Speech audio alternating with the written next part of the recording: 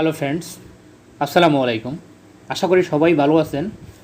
Health টিপসের পক্ষ থেকে সবাইকে স্বাগত এবং শুভেচ্ছা। আজকে আলোচনা করব প্রোডাক্টিভ কফ নিয়ে।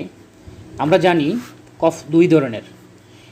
আগের ভিডিওতে জানলাম ড্রাই কফ নিয়ে। তো ড্রাই কফ হলে কি খাবো, কোন ড্রাগটি খাবো, এই সম্পর্কে জানলাম। তো আজকে জানবো প্রোডাক্টিভ কফ নিয়ে। প্রোডাক্টিভ কফ হলো কাশির সাথে কফ বের হয়ে আসে।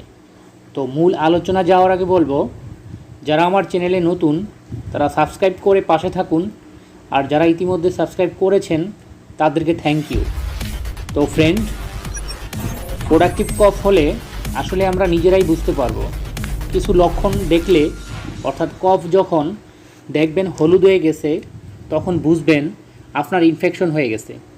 তখন আপনি আপনার নিকটস্থ ডাক্তারের পরামর্শে অ্যান্টিবায়োটিক খেতে হবে।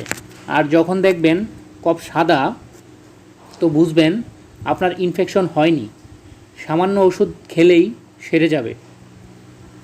তো আমরা জানি যে প্রোডাক্টিভ কফগুলো বিশেষ করে ইনফ্ল্যামেটরি প্রদাহের কারণে, বিভিন্ন রোগ জীবাণুগুলো ভিতরে মরার কারণে এবং অ্যালভিওলাতে সামান্য পরিমাণ পানি আসার কারণে শ্লেষা তৈরি হয়। যেমন নাকে যেমন সর্দি হয় বা হাঁচি দিলে সর্দিগুলো বের হয়ে আসে, এই ধরনের শ্লেষাগুলো ভেতরে জমা হয়। আর একটি সমস্যা, প্রোডাক্টিভ কফ হলে রোগীদের শ্বাস প্রশ্বাসের সমস্যা হয়। কারণ যে জায়গায় অক্সিজেন থাকার কথা ওই জায়গায় কফে জায়গা দখল করে রয়েছে। এই জন্য অনেক রোগীরাই শ্বাসকষ্টে ভুগে।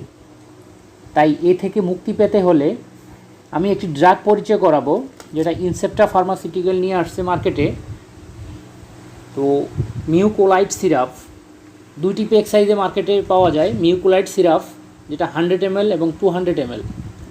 100 ml এর প্রাইস 40 টাকা আর 200 ml এর প্রাইস 75 টাকা।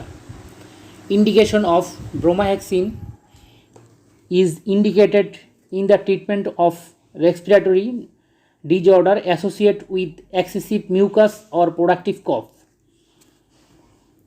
আর সাইড ইফেক্টটা আমি এখন বলে দিব।